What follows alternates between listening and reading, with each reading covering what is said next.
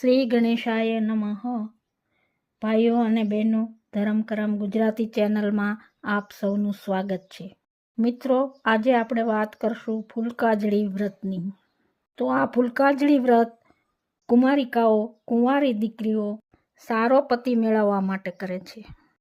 ફૂલકાજળી વ્રત શ્રાવણ માસની સુદ ત્રીજના દિવસે કરવામાં આવે છે.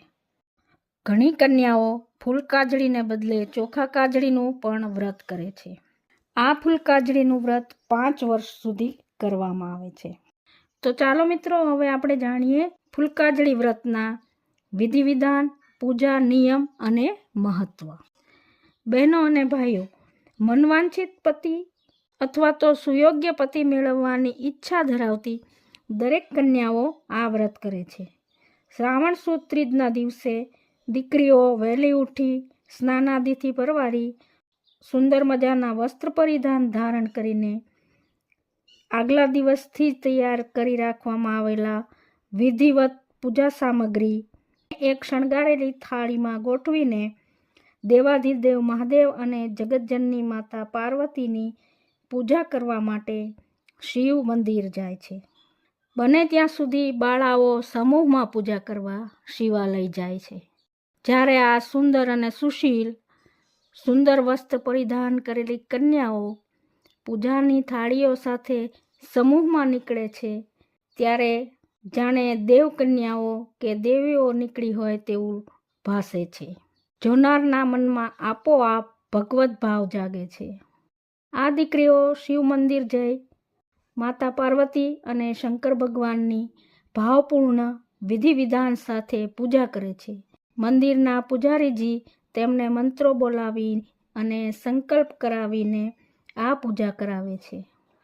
પૂજા અર્ચના કર્યા બાદ અને દર્શન કર્યા બાદ કુમારિકાઓ ઘરે આવે છે અને ઘરના મંદિરમાં દર્શન કરે છે. સાંજે સૌ કન્યાઓ ગૌ માતાની પૂજા કરે છે. આ ફૂલકાજળીના વ્રતને દિવસે કન્યાઓ ઉપવાસ કરે છે અને ફક્ત ફળાહાર જ ગ્રહણ કરે છે.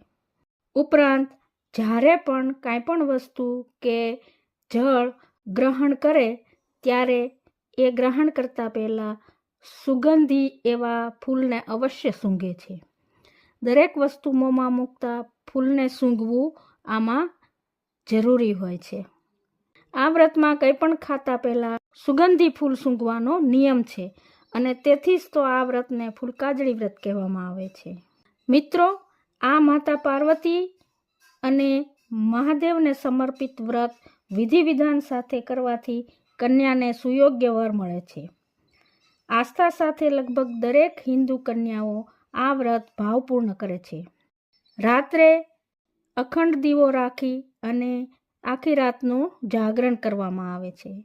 સવારે ફરી પાછા સ્નાનાદિ કરીને પૂજા અર્ચન કરીને ભગવાનના દર્શન કરીને વ્રતનું સમાપન કરવામાં આવે છે. તો મિત્રો, આ હતી ફૂલકાજળીના વ્રતની કથા. આશા રાખું છું આપ સૌને ગમી હશે. જો ગમી હોય તો આપણી આ ચેનલને લાઈક, શેર અને સબસ્ક્રાઈબ જરૂર કરજો. ભાઈઓ અને બહેનો, ફરી મળીશું કોઈ બીજી સુંદર વાત સાથે. ત્યાં સુધી આપ સૌને મારા જય શ્રી કૃષ્ણ.